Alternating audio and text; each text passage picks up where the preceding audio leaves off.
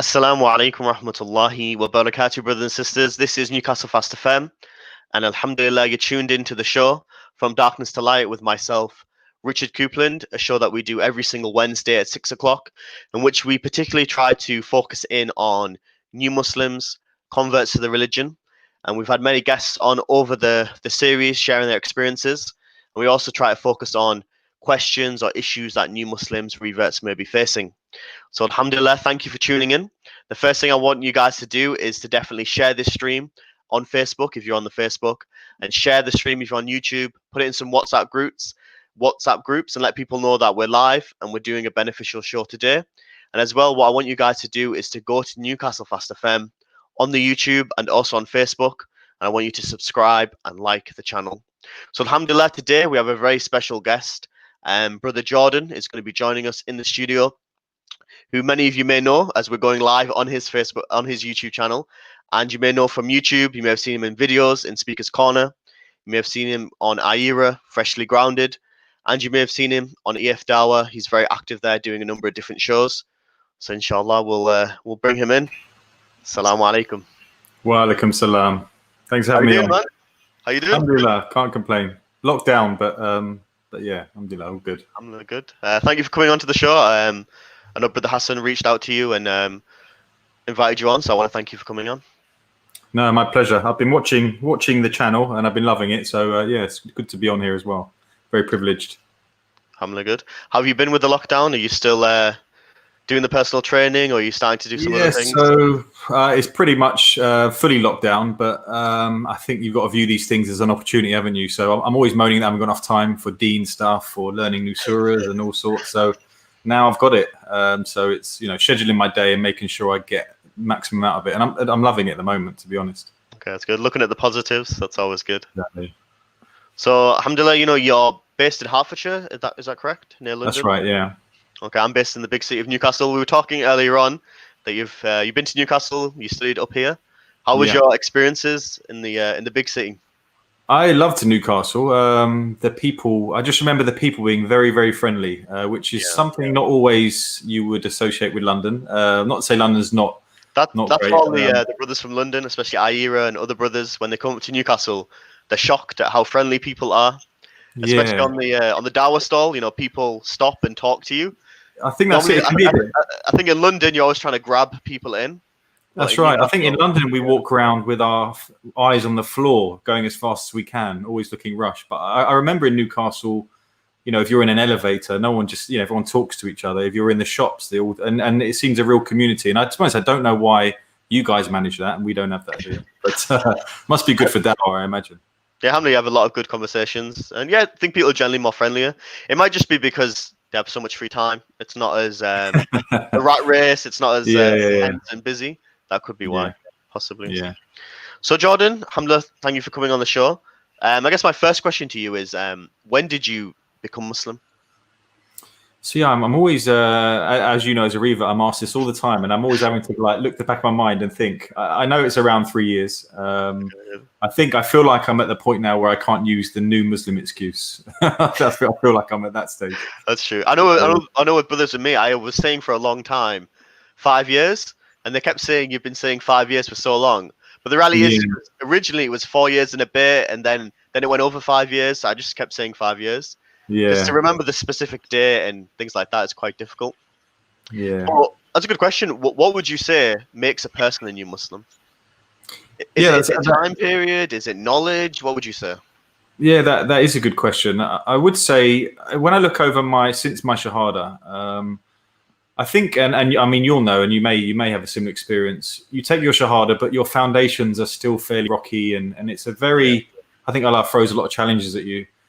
I think it hit me probably over a year since being Muslim. I think it was really when I went to Umrah. So I think that sort of probably sped it up for me.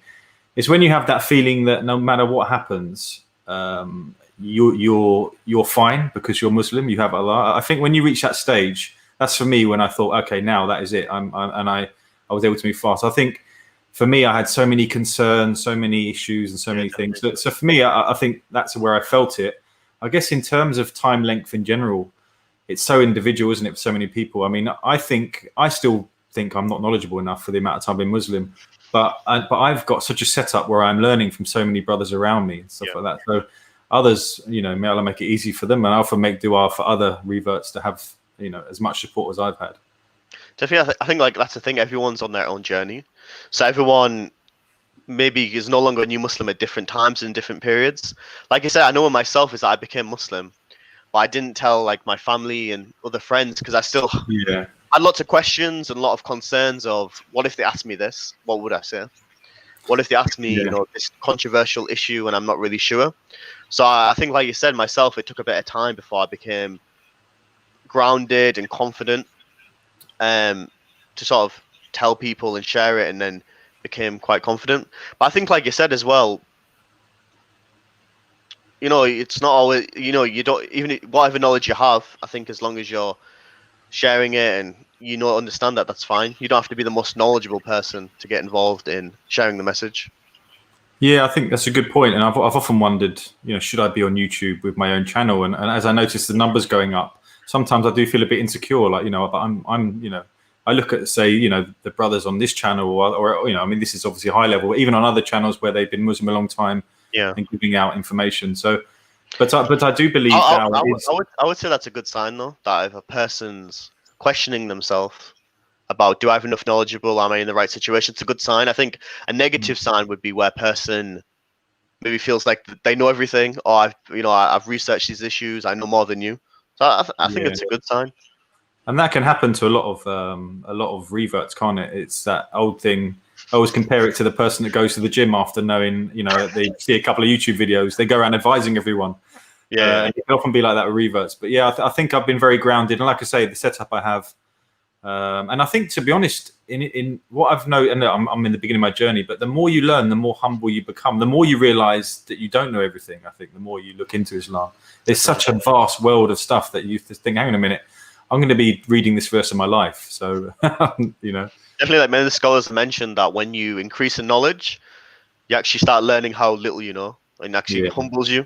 I think that's something beautiful about Islam. And I know myself that one thing that I always found beautiful about Islam compared to Christianity or other religions was the emphasis on knowledge. And also when I had questions, I always found out there was answers there. And maybe it took me time to find those answers, find the right brothers, the right knowledgeable people. But alhamdulillah, there was always those answers and that knowledge. Yeah. So yourself, give me a quick summary. You've probably been asked 1,000 times. What's the story? Every time you go to the masjid, or every time you're in a new location and a brother sees you. And I think, don't know. What would be like you? I'm managing to find, just to make it smaller and smaller, because you realize, you like you say, you go to a masjid, you're gonna have to say it. And I've said my story over and over again, but in a nutshell, I was pretty anti-Islam mindset. I wasn't actively, but I basically my sister converted and who I wasn't speaking to, and she had a baby that was my niece, Iman.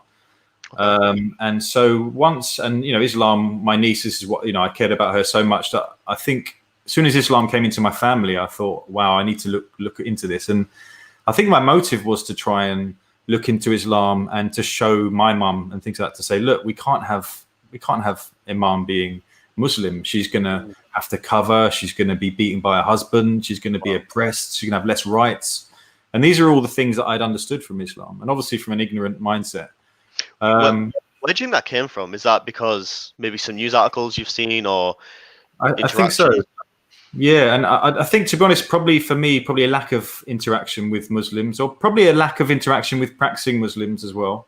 Yeah. And yeah, certainly media. I mean, to be honest, as of the last few years, you couldn't really turn the news on for a period of time without hearing about grooming gangs or terrorism or all these things. And I think you can't help, as a British person who's at that time I had no interest in Islam.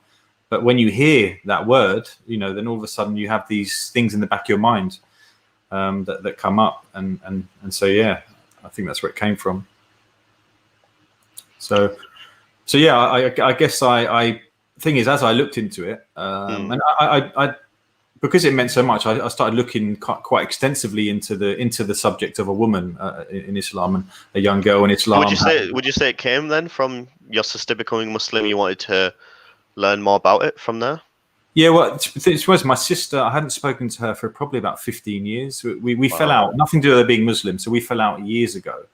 And I did see that Islam had cleaned up her life and stuff, but we never talked. It got to the point where we hadn't spoken for that long. It wasn't even awkward. We just sort of lost contact that way. But alhamdulillah, she still allowed me to see Iman every weekend. We used to go to Nando's or Prezzo. We used to go out, and I used to sit with Iman, even from the age of 5. Used to take her out, and we used to have conversations. And she'd say to me things like, Christmas time, she'll say, "Allah doesn't have a son," and I'd be like, "What's she saying?" And she'd also said, I remember her once saying to me, I'll never forget it. She said to me, "Uncle Jordan, I don't want you to go to the hellfire.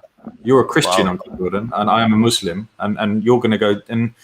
And I thought, wow, what's she talking about here? And I guess that part of me was thinking, why is she believing this? But part of me also thought, what does she mean by that? And like I said, I think I looked in more and more. And to be honest, it didn't take me long to realize that Islam was a beautiful protection for a young girl. And I think even any father, if your daughter is suddenly going to dress more modest, have these values where she's not going to just be flirting with other men, we know as men growing up in this country how perhaps either we've treated women or how we've seen women being treated. Yeah.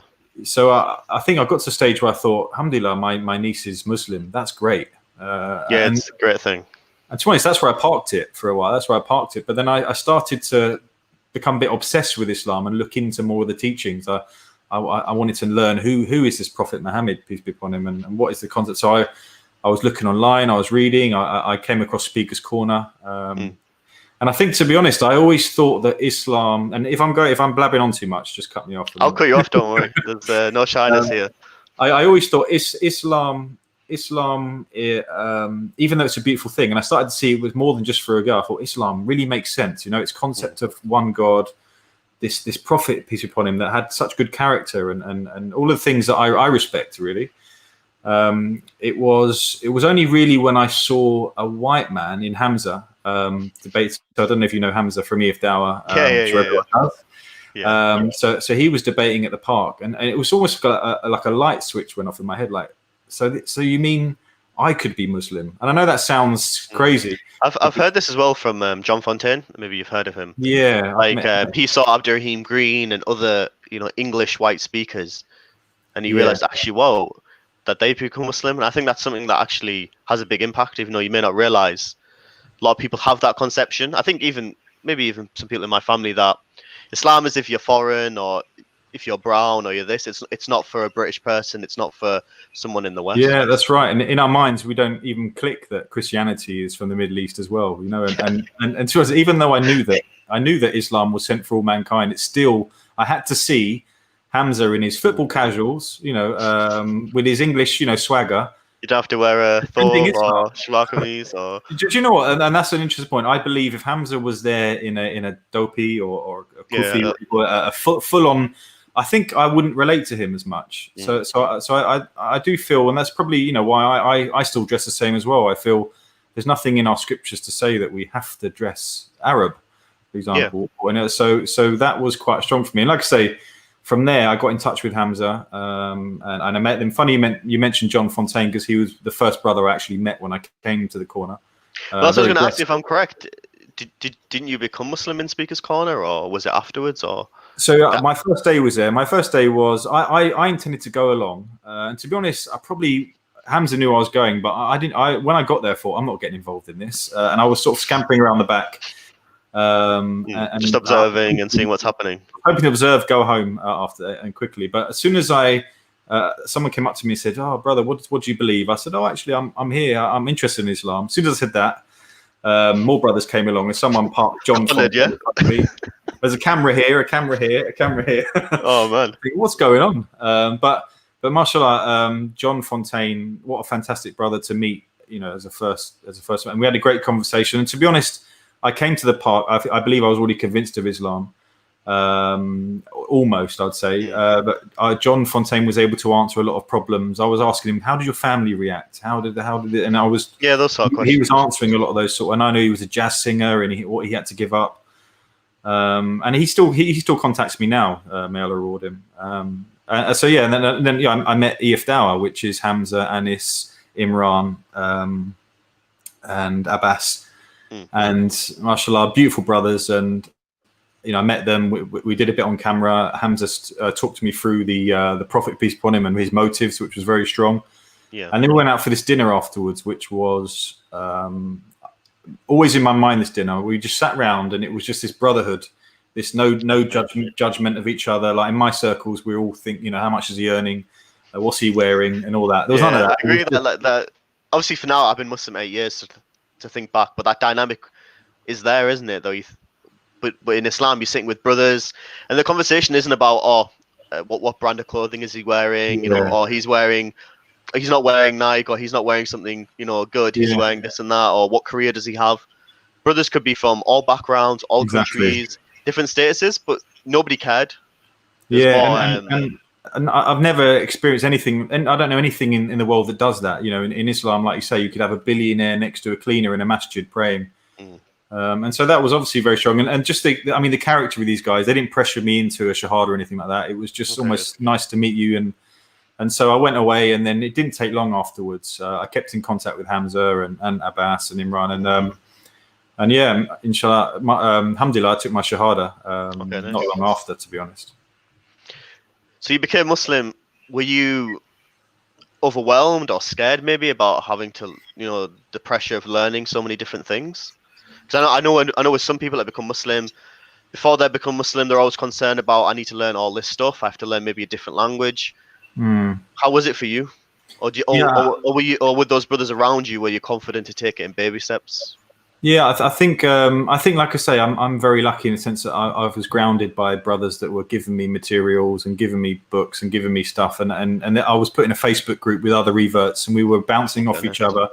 So Ben Ikra in the chat, Isa, there's a few of us that you would have seen on the channel, Martin, Vince, a few really good brothers, and we kind of grew together, and that was a really special thing as well. But yeah, I think I probably was like a kid in a candy shop, and I imagine how reverts who aren't directed can go in all sorts of directions. I think for me, if I look back, one of the things I regret a bit is I think I spent my first few months learning Islam, trying to defend it, because of the whole Speaker's Corner thing. I probably learning Islam from a side of how do I defend this? How do I go against this argument? I agree.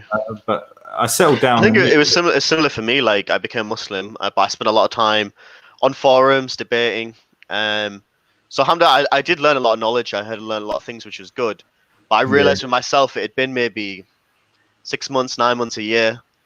Maybe not a year, but 9 months, 6 months. But I still didn't really know the prayer properly, or I still hadn't learned the basics. But I knew all this stuff about this argument, philosophical argument, or this science of hadith, but I didn't necessarily know much on the foundations as much.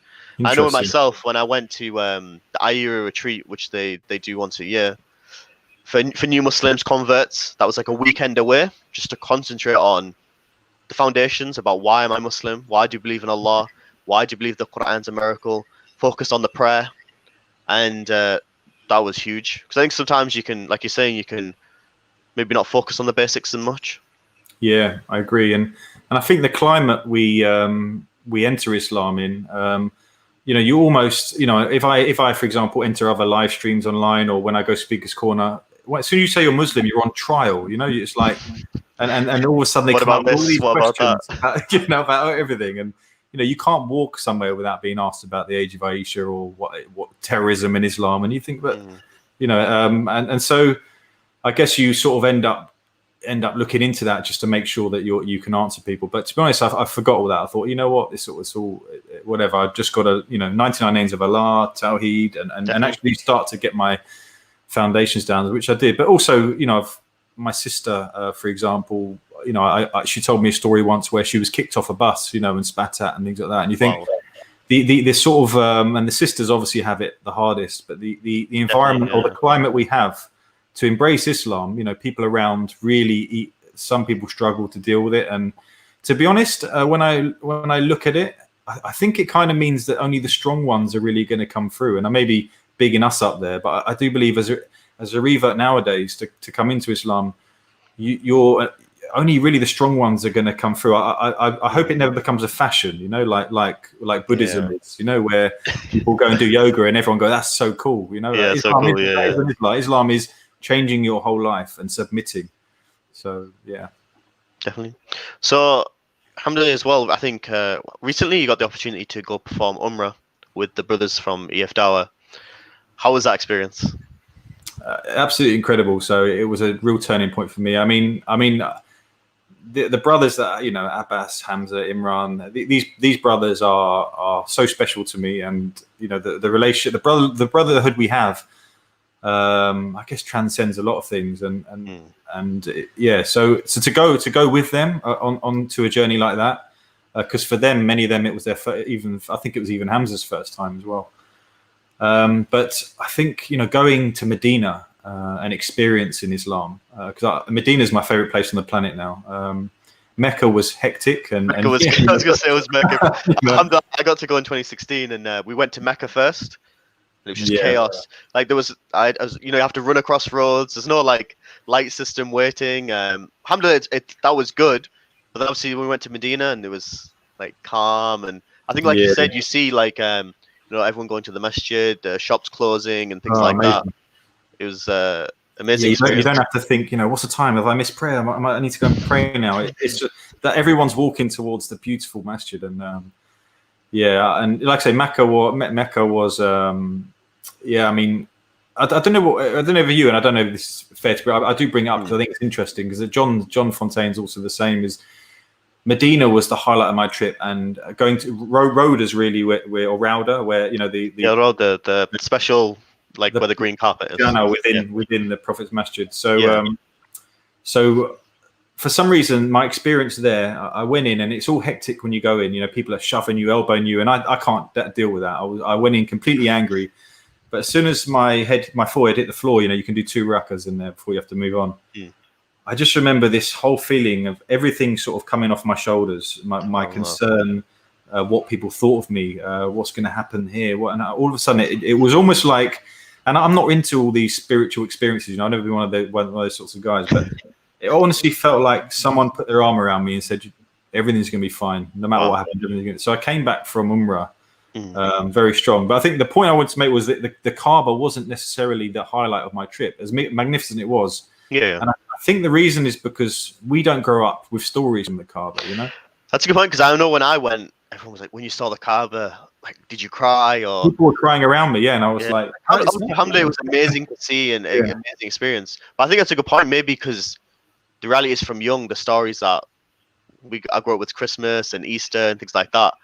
But for Muslim, for years and years, they've seen it on the TV, or they've seen pictures of it. Their family they've told them about it.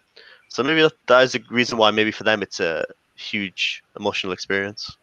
Yeah, and I definitely. Sorry, go on. No, you go. I definitely, because I said in the chat, I definitely need some sabr on my. Because even when I went round the Kaaba, people, you know, there's one guy. You know, I'm going through this experience, and a young guy like elbowed me in the back, and I turned around almost squaring up to him, and I'm like, Jordan, come back, because, you know, I think it's maybe a British thing, our personal space, you know. Yeah. And I remember these trains of sisters, because the sisters are all panicking, obviously, because they're in an area where you know, they're obviously, so they all come together, and there's like these trains of sisters whizzing through you. Especially I've seen the Indonesian brothers and sisters. They like move in like a triangle formation, and they push everyone aside. That's right. No, there's some crazy experiences on doing tawaf, like some, you know, seeing some sisters trying to get to the black stone and hijabs being ripped off, and like you said, like obviously it's very tight, and there's like a wave system. I don't know if it was when you were there. If you go close to the black stone, you get pulled in. You got to try and get out. Yeah, but it's still a great, amazing experience. I saw one thing there that I thought was absolutely incredible, and I never forget. I mean, firstly is the diversity, obviously, that Malcolm X talks about. When you go to him, there is that thing, you think, wow, Islam is everybody. You know, there were white, yellow, black, brown, everything was there. But there was a guy, I remember there was a guy who had, I think he had one leg and one arm, and he was on this board that had like these wheels just like nailed onto it. And he had like a stick that he was pulling himself around with. So he was going around the Kaaba, and he looked fairly elderly. So he looked, you know, at least 60. And I thought, this is amazing. You know, it just inspired me. You know, this guy has come and he's doing it. And Felt like one thing that I remember that amazed me. I mean, I don't know if it was there when you went. Is there was many brothers from Pakistan, India, Bangladesh, and other countries that were very, very poor. You could tell they were poor. They were just like they were just outside living, maybe sleeping outside and this and that. But subhanAllah, they made that journey to come to the Kaaba, and you could see them all eating together, very simple food. Whilst obviously I was off to KFC and McDonald's and Hardee's. Subhanallah, that was another thing that really made me think, like how much people are sacrificing to come here. Whereas definitely. For me, it was a nice Turkish Airlines, you know, watching the TV or whatever on the way down. But for them, it might have been a real sacrifice. Yeah, may Allah reward them. I mean, I've got a funny story of when I was in the road there. So it was crazy, but we managed to get in. We sat down and we're waiting for Maghrib Salah. So waiting, alhamdulillah, we all stand up. We see, obviously, behind us, the person do the adhan, which is amazing. And then when I stood up, I ended up getting pushed out. Out of the actual line? Like, out the line, and I ended up just standing next to a column watching everyone pay Maghrib. Because there was, obviously, so many people crammed in, sat down. So when they stood up, there was no space. Yeah. So I remember just sitting, I lost my friends where I was, just sat watching everyone else pray. Alhamdulillah, obviously I prayed afterwards and stuff, but that was. Did you do Hajj or Umrah, or did you do both, or just Umrah at the moment? Inshallah, I'll do Hajj in the future. I've spoke to people who've done Hajj. That's a different experience because I've heard millions of people are there in that one city. I thought it was busy when I went for Umrah, but Hajj probably a whole new level. Yeah, I can imagine. Cool. So Jordan, you know, you've been sharing a lot of the Newcastle Fast FM shows on your channel. Yeah, got what sort of inspired you to? Yeah, and you got. I need to get the merchandise. Yeah. What sort of inspired you, I guess, to reach out and sort of share some of the content that's been happening? Yeah, so I had a brother who shared me, said check out this stream, and I watched it, and I think it had Baker and Green on it, and I watched it, and I thought that was amazing. And when I looked, I saw that there was like 40 views or something. Some of the topics they talked about was really, really good. Yeah, and I thought this, and for me, it was like more people need to more. And to be honest, I've always been I mean, I guess it's all relative. My channel's still a small channel, but I guess it's grown, and I see some other brothers out there who maybe have a couple of hundred subscribers giving out good content. And I've tried. What made you start your channel? Good point, actually. I never had any intention really. So I used to, go in these chats and stuff. And people used to subscribe to me without any videos. And at one point, I turned around and I had based on the comments and things. I had 300 subscribers, and I thought, I haven't done a video. And then I just thought, well, what? Maybe I can speak to people. And to be honest, inshallah, my channel has become, for me, is like my mini Ummah almost. My mini Ummah. They're very recognizable names. And they've also embraced, I think, your channel a lot as well, which I'm really happy about. They're really, really appreciative of the stuff you guys are doing as well. You saw like it wasn't getting many views yet. They were really good speakers and content. To be honest, I've always thought that there's a real issue with YouTube in the sense that a lot of our stuff has become personality, maybe watching people exposing other people, maybe watching people argue. And I'm guilty of that too. I watch a lot of Speaker's Corner when there's watching the drama, yeah. We all like a bit of drama, but I feel like the ratio should be, the majority of our content we watch should be where we're benefiting and real Islamic reminders. And when I'm talking about these little channels, I mean, I'm seeing Baker and Green, two legends of the game. And when I'm thinking, why aren't millions watching this? So and that's how my mind's going. So. It got to the point where I thought, maybe you could share it on this channel and then maybe share some on the Ifdawa and share. And to be honest, I've always thought Muslim channels should come together a bit more anyway. I think, for instance, going live at the same times, or I think we should be coordinating it and supporting. And I know that's easily said than done. There's many reasons why perhaps you wouldn't go with other channels, but I think where possible we should. Definitely, I think there's the opportunity and the benefit there. Should try and share other people's content. Other people have been making videos for a long time. They have a big following. And if they can give shout out to those smaller channels that are doing beneficial stuff, help them grow. And I think everyone benefits, like you said. And hopefully with YouTube algorithm search, with people searching, they'll find the videos, non-Muslims, people interested and benefit. Yeah, alhamdulillah. So I've noticed with EF Dara as well. You know, you've got involved. You're joining the streams and things like that. How did that come about? Is that simply because you met the brothers in Speakers Corner originally and you just started getting involved, or? Yeah, do you know what it was? It was so Speakers Corner, obviously. Speakers Corner came to a halt when the lockdown happened, I guess many months ago now, the first one. And so I'd done a few revert streams, where a bunch of us, all reverts, go on and chat. Yeah, And I that saw that seems they to were be good. they seem to be quite popular, just a bunch Yeah, of us. I was really impressed. I think I checked like a day later, and the views were, mashallah, very And good. I'm always shocked at that. I'm always thinking, but we're just having a chat. But obviously, people are watching, people maybe from another culture embracing Islam, and I get it. To be honest, I feel that people give reverts a bit too much credit. I feel like everyone goes through that time in their life where they make those decisions, but for whatever reason, and look, I guess we use it to our advantage if it helps with the dawah. Yeah. We do it. But I think that I started doing live streams on my channel on this. I think it was on Hangouts or something like that before.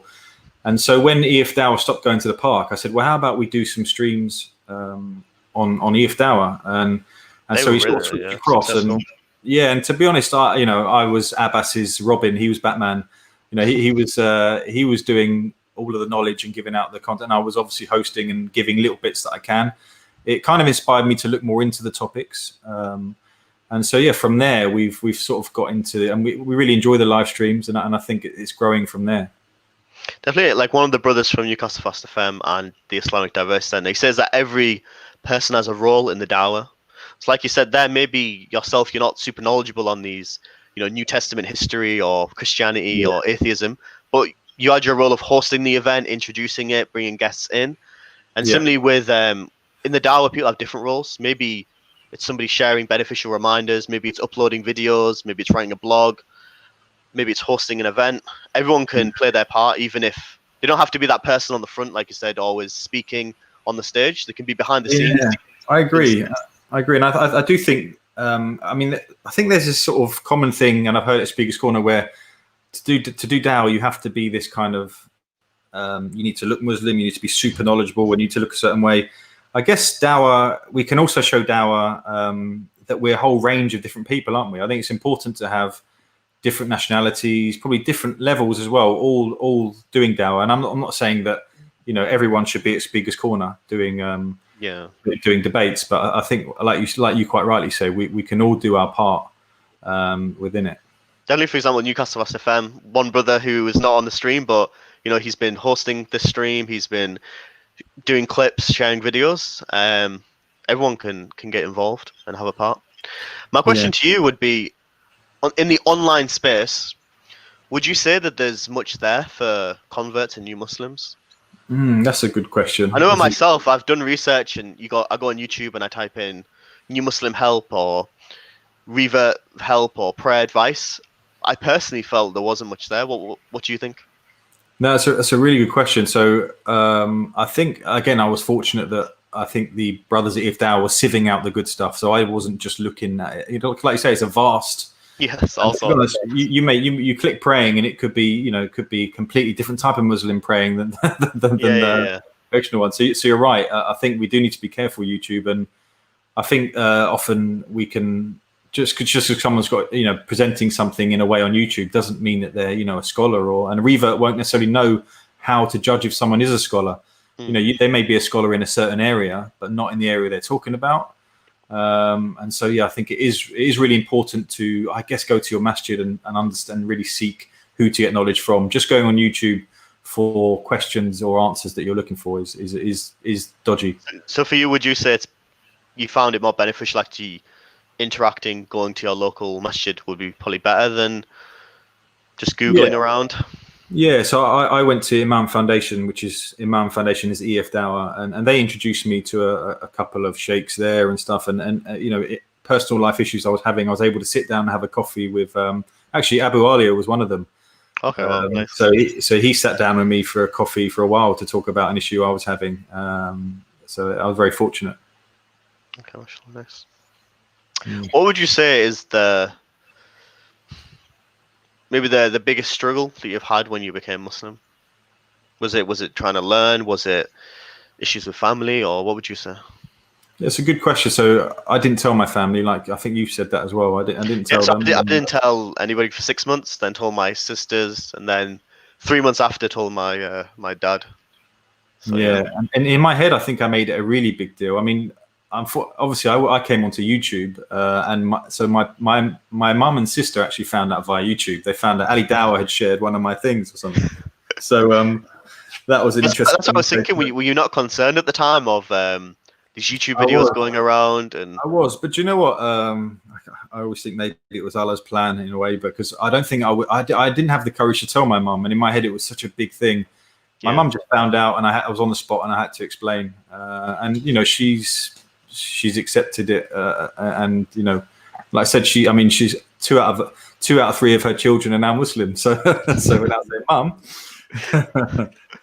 so well, alhamdulillah. I know with me, it took 6 months because, like I said, I was just concerned what will people think. But for me, I went to a weekend course. Started Friday, finished Sunday, about the Prophet, peace upon him, and about his life and who he was, and you know, covering maybe some controversial issues that people speak about. And I realized at the end of that, of like, wow, like, why am I so shy to not share with those closest to me about this person? Yeah, we should be with people or misconceptions, what people may say, but then I, you know, studied his life and going through who he was and his character, I realized, like, this person's amazing. I should definitely want to share this with everyone. So that really pushed me to then tell my sisters. I became Muslim, and then afterwards tell my father. But I think that period of no one knowing was difficult, because obviously I had to change my diet. Like, you know, what am I eating? You know, you're trying to pray and stuff without people noticing. It can be a really difficult time. Yeah, it's not easy being Muslim in the closet, you know, like you say. So I think when I'm advising people, I always say you don't have to tell your parents, or your close ones, but I would recommend it, because for me, once people around me did know, it became a lot easier. It's very hard, like you say. You know, I think, like you said as well, I was just super worried and scared. But I told my sisters, and they said, you know, as long as you're happy, we're happy. One's an atheist, one's a Christian. So, you know, they were more interested in, there's going to be a lot of discussions. It's going to be more interesting. But before that, I was nervous. You know, what should I say? Should I tell them? Sometimes I think you're right. I think we, in our mind, we think, and like you say, if you're, you know, a good person like yourself, and they're gonna, you know, they're gonna see Islam a different way, and they're gonna accept you. And mine was the same. My family, whenever, I mean, I'm not saying some families do go into the point where they would disown someone, and that's really tough. But I think in most of the cases I've seen, parents, you know, love their kids unconditionally, and can be. I think I tried to talk to my mum about things before she knew, and even when she found out, she was asking me questions. You know, obviously the misconceptions that they have, and I think you've got to be patient. I mean, I also had a fiance that I wasn't patient with, and I think I messed that up for that reason. I struggled with that side of it. But yeah, it's a difficult one. Not. I know something that was had a big effect, especially on my father and my family. Was often I was trying to tell them things directly, you know, sometimes led to arguments and discussions. But when they actually saw Islam change within me, change my character, change from some of the things previously that I shouldn't be doing, concentrating on, you know, studies, concentrating on doing charity and being a better person, that had a huge, bigger effect. Good point. Good point. I guess our behaviour is the best hour, isn't it? And that is, like you say, they see a change in you then. And they realise, okay, Islam is good for my son, or Islam is good for my brother. Whereas maybe if you're doing all the talking but not actually seeing that transformation in yourself, maybe it doesn't have the same effect, I don't think. Yeah. Abbas said something the other day on the live stream which stuck with me. He said if Islam is making you more intolerant, more angry, you're not practicing it right. You know, that's not what Islam should be doing for you. You know, so if you're practicing Islam right, it should your character should improve. It should be the best of you. Definitely, mashallah. So, brothers and sisters, if you're tuning in and you do have any comments for myself or Jordan about his journey, about our experiences being Muslim, drop them in the comments. Inshallah, we'll answer them. Any questions that you do have. Inshallah. Jordan, you have any questions for myself? Yeah, I guess your journey is interesting. I guess you've been Muslim for 8 years. You said 8 years, yeah. And so I guess you've been past that 3-year mark. I mean, firstly, so like I said, I've had an amazing setup with the EF Dower guys. They've held my hand through many of it. And to be honest, even though I see myself as sensible, and I think I'm probably older than you as well, so I always think that how hard it must be for people that didn't have that setup. I mean, how was your setup when you first took your shahada? That's what I was going to highlight. You mentioned that you had a good brothers around you, and alhamdulillah myself, I think that was the same. I think the reason why I stayed solid and grew was because of that setup. You know, alhamdulillah, I became Muslim with some brothers, and there was the Islamic Diversity Center, which I mentioned previously, and there was one of the masjids, and those brothers there going to classes, you know, they actually put the effort of inviting me around their house on Eid and spending time with their family, inviting me to spend time with them. When to be honest, they could have maybe just left me, but they really put that effort in. And for me, it was something simple as just once a week, I would travel 30-minute bus ride to a city which had a masjid. We'd sit down, do a bit about the prayer, maybe do a bit about Arabic, and then just grab some food, chat and chill. You know, for me, that was massive. But for them, maybe it wasn't a lot. So I think truly I wouldn't have grown as much as I did if people didn't really invest in me. But the reality is, I think many brothers and sisters, they're in areas where maybe there isn't many Muslims, or maybe there are Muslims, but then they don't have the program set up for reverts. Maybe there's a masjid, but the reality is, back then, did I feel comfortable walking into a random masjid where I don't know? So, for example, the masjid which I took shahada outside, the khutbah wasn't in English. The uncle made me wear a hat. You know, things like that. Would I feel comfortable going back there if it's not in English and people don't really understand my situation? So for people, it can be really difficult. But I think, like you said, for me and maybe for you, having those brothers around, having that support really helped me. And I think I wouldn't make many of the mistakes that maybe they made, because they could advise me, you know, to do this and to do that. Yeah, I agree. And your point about the culture, I mean, there's a lot of bad advice out there, isn't there? And it's not always with bad intention, but like you say, a brother may tell you to wear something. Someone may say, I've heard people advise reverts, you need to change your name. You need to get rid of those tattoos. You need to. And so there's a lot of advice out there and like you say, I think you can go into some masjids and feel as a bit of an outsider. I think when I say Richard, some people are a bit like, did you mean Rashid or Rashid? What's your real name? Like, what's your Muslim name? I remember when I went on Umrah, we stayed in Turkey, and I said, I'm Richard, and the brothers in Turkey were like, no, you're Abdul Rashid, Muhammad, and so yeah, like you said, that culture can be difficult. Yeah. No, but like I think what you said though, I think people have good intentions though.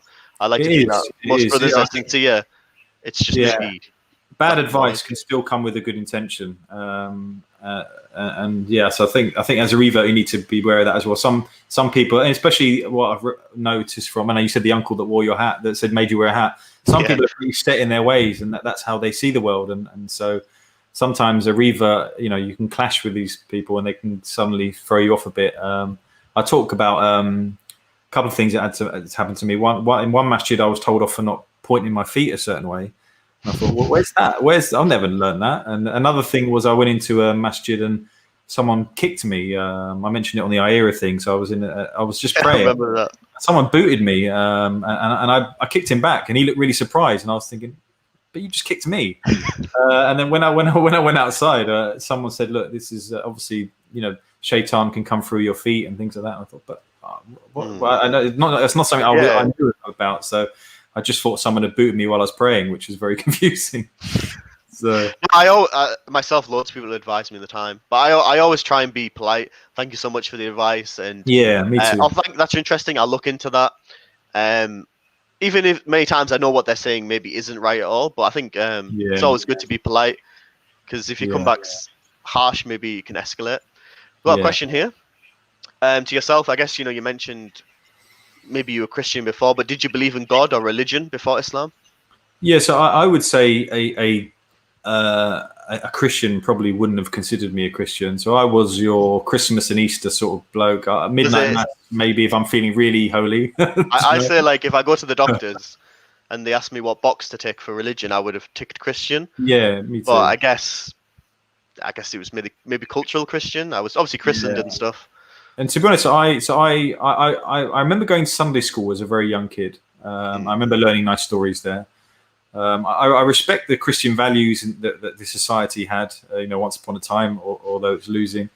And also, I did date a Christian girl for about 4 years, and she was desperate to try and get me into the church. And I said, I'm just not. I need to go along with her sometimes. And I remember there was a sermon doing something about homosexuality, and he said these are ill, sick people. And it was real aggressive, real kind of turned you style. off, yeah. Yeah, and it was. I think for me, the simple parts of Christianity. So Jesus being God, the Trinity never made sense, even as a young man. Original sin, not being accountable for your own actions. To me, so because the basic parts never fit with me, I never bothered looking into it. And to be honest, I probably saw religion as, like most people do nowadays, it was for people that need it. I know a thing or two. I'm a good guy. I don't need it, but it's fine for them. So that was my attitude. I think it's like you said. I think that was, for me, was beautiful about Islam and amazing is how simple it was. The simple concept in one God, which naturally makes sense, logically makes sense. The concept of repentance, forgiveness, and salvation was simple. Like you said, unlike Christianity with the Trinity and Jesus being God and original sin and all these questions, Islam's message is very simple. I think when you share that with people, even if maybe they don't accept it, but I think they understand that it makes sense. Yeah, 100%. What is your mum's opinion now about Islam? After, it says 5 years, but I think it's been 3 years. Yeah, good question. So I think my mum originally thought I was going through a phase. I think, I think my dad was the same. Yeah, but I think for you it's probably not an 8-year phase, and for me it's probably not a 3-year phase. So, but you know what, my mum is, she's my hero, and she backs me whatever I do. My mum, she grew up raising us all on her own. She's a very strong lady, and she'll do anything for us. And so even if deep down she probably doesn't agree with what me and my sister have done, it hasn't changed her love for us or how she treats us or anything like that. And I guess for us now, it's sneaking in a bit of dawah here and there where we can. So under the table, yeah. So cool. What part of practicing do you still find challenging? That's a good question. Yeah, that is a good question. So I think when you have a busy lifestyle, like I said, I think Islam is a discipline, isn't it, in many ways? And I think when I work 7 days a week. I sometimes work very long hours. Wow. And I get my prayers in, but when I was in Medina, everything's on time, isn't it? Because everyone's just strolling to the masjid. I think I struggle with. I don't like the fact that sometimes my prayer has to fit around my life. I want it to be the other way around. And so I'm trying to make differences in my life where that can be the case. And it's not easy, if you have rent, if you have bills, you have to go to work. But I'm trying to make changes in my life where, inshallah, I think that was one of the things that's difficult is basically you have to try and change your entire life around the prayer. And I think it took time for me to really build that rhythm of where life is focused around the prayer. And I think even after that, then it's really being sincere in your prayer. It's not just, oh, right, I've got 15 minutes left and I've got a meeting in half an hour and I just rush and pray back to my desk, continue working. I think that's the issue many people face is, alhamdulillah, they're praying or they're trying to pray, they've got the intention, but trying to fit it in with the dunya all around them. And it's mad when you think about it. When we know as Muslims, it's our second pillar. It's what we're going to be asked for on the Day of Judgment, asked about. So, we're talking about a lot more than really what we probably having to, juggle around it. So obviously, a Muslim prayer should be first. But when you convert to Islam, your life is in a certain way, and it can take time to. How did you find to learn the prayer?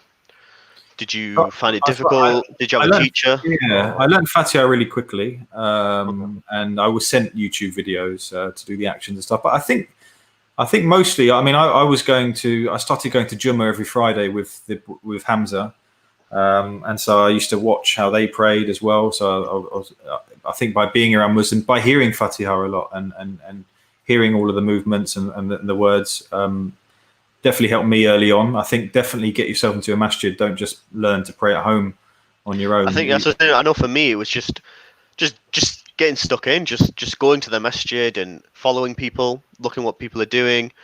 Not necessarily that everything they do is right, but just joining the congregation, listening to recitation, and having a brother who can meet you and teach you in the masjid helped me grow hugely. From obviously, alhamdulillah, you have books, you have YouTube, but I know myself I misunderstood the book so much. So when I actually sat with someone, they realized, oh no, you're doing that wrong, or you're saying this wrong.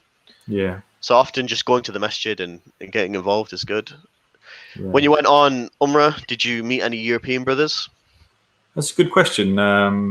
Yeah, we pretty sure we did. I mean, we met so many people in the hotels and things like that. I'm pretty sure we met Germans, Polish, Russians. So yeah, it was. It's such a vast. I mean, to be honest, most of the people there are Oriental looking, so it gives you an idea of how maybe Indonesia and Malaysia, how many Muslims are in those parts of the world as well. Because I think people assume that most Muslims might be Pakistani or Arab, but you go to Mecca and there are a lot of Indonesian people there. So true. What question? Oh. The uncle made him wear a hat. That is true. I thought that was funny as well. So I went for Friday prayer. We started doing Jummah.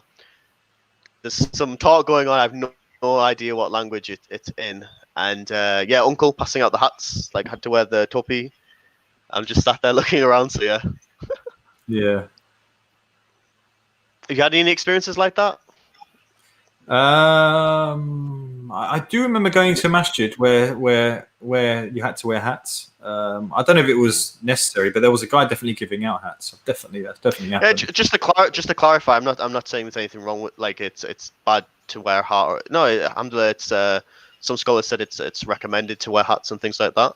It's just obviously some cultural ideas that you have to wear a hat, like it's obligatory. Yeah. And I've seen. I did see a masjid once, someone having a go at someone for wearing shorts, for example, and stuff like that. And these are things when I think, hang on a minute, this could be you don't know how long that person's been Muslim. There needs to be a bit of a hikmah behind what people do in masjids, because not everyone is born, grown up, understands everything, Definitely.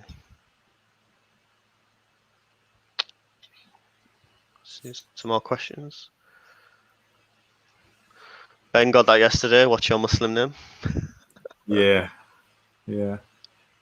That's very common actually, and people can often look disappointed when you say, actually, I don't have one. I think it's a good point. Yeah, obviously, Islamically, you only need to change your name if it's got a bad meaning. Yeah. Or if it's a name, let's say for example, it's a name of a god, or it's a swear word, or something negative. But I think there's nothing wrong with like someone adding a new name. I know that many brothers did that. Sometimes to feel more Islamic, sometimes to feel a full change in their life. Yeah, I agree with you. And look, we made comments earlier about people dressing a certain way, changing names. If dressing in a thobe and a dopey makes you feel more Muslim and closer to the Prophet, peace be on him, by all, I think that's great. I think the only issue is when, like you said, people say you have to wear it. That's where the real issue. So just to clarify, is that you? This is me. Look at that golden hair. So this is me, and this must be 2012 at a Dawa stall in Middlesbrough. You got that boy band hairstyle. Yeah, skinny, no beard, and long hair. So hair's gone, beard's come through. I got married last year, so the weight's come through. Mashallah. So wait, it took you how many years to get married then? From, if you don't mind me asking. That's the other one, isn't it? When are you getting married, brother? So yeah, I've seen Ben sticking that in capitals in the comments. So yeah, that had been I guess 7 years. But yeah, that's often a thing, brother, when you're gonna get married, and I think it comes from a good angle, because obviously Islamically, you can't have girlfriend, boyfriend. But I think with myself, obviously I was 17 then, so I was still young. But I think you need to be grounded in your own faith and confident where you are, I think, before you reach out to get married. But I guess everyone's situation is different. It is, and I know, Hamza often says, so he got married within like 3 months. He was in Morocco bringing a girl back. Mashallah. Ben moves quickly as well, and for me, the idea of it, I don't know. I guess, like you said, and look, I definitely think it's not good for, a single man to just for many years being on their own in I agree. climate and stuff. And so Islamically, we're advised to get married. I mean, for one thing, the brothers that I know that have got married, I don't see them much anymore. So that's kind of That's me. That's me at the moment. I don't think the brothers have seen me in some time. Yeah. But yeah, I think you said everyone's situation is different. I think definitely Islamically, the Prophet in many narrations encouraged people to get married. And you don't want to be a person for many, many years hasn't got married. But I think it's a balance, especially with the new Muslim revert. You hear many stories of brothers and sisters who got married very, very quickly, and maybe their faith wasn't there, or maybe things didn't work out. Yeah. Do you know what? Throughout my life, I've gone.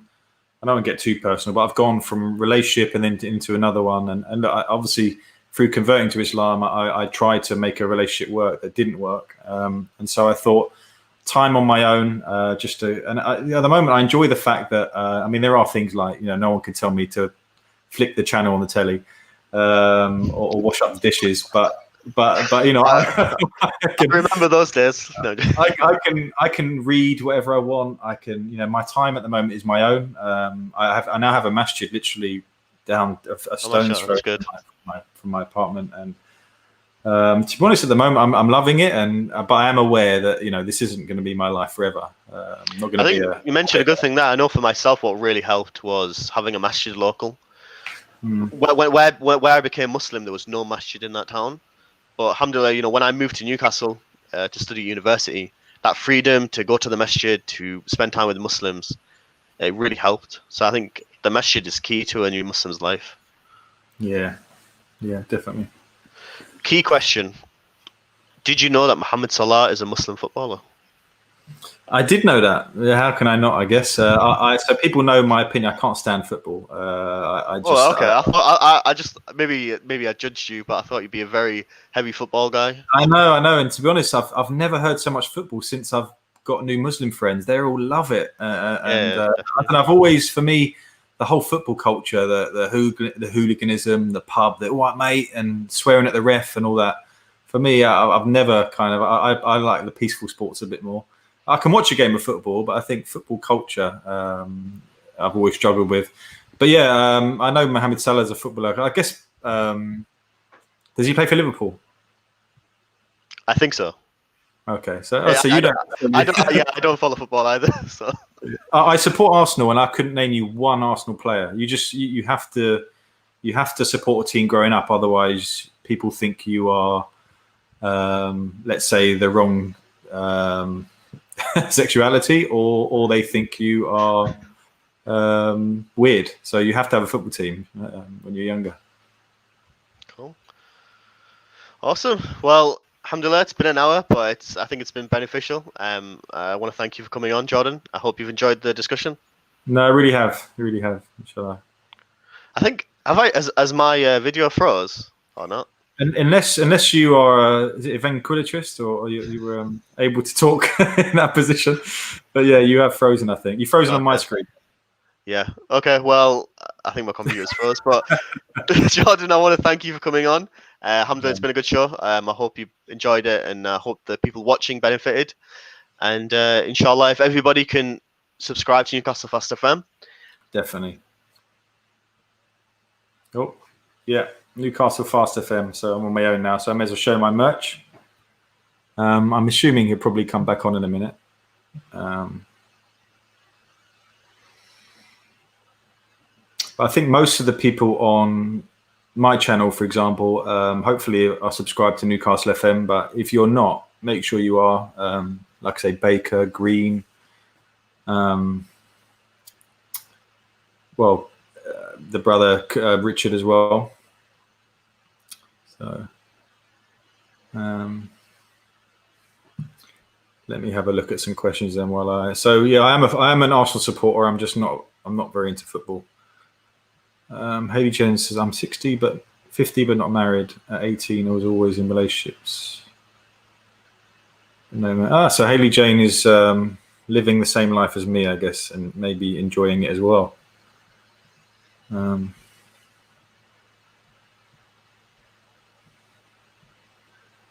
John, did you?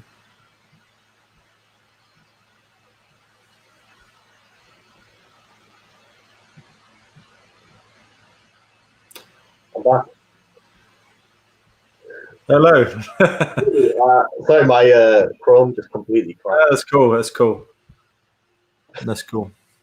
So, key question: someone's asking, how can I get a T-shirt? How do? Yeah, that's a good question. I obviously got it sent via. Inshallah, in the future, I think we're planning to set up maybe a shop. People can buy some I don't know.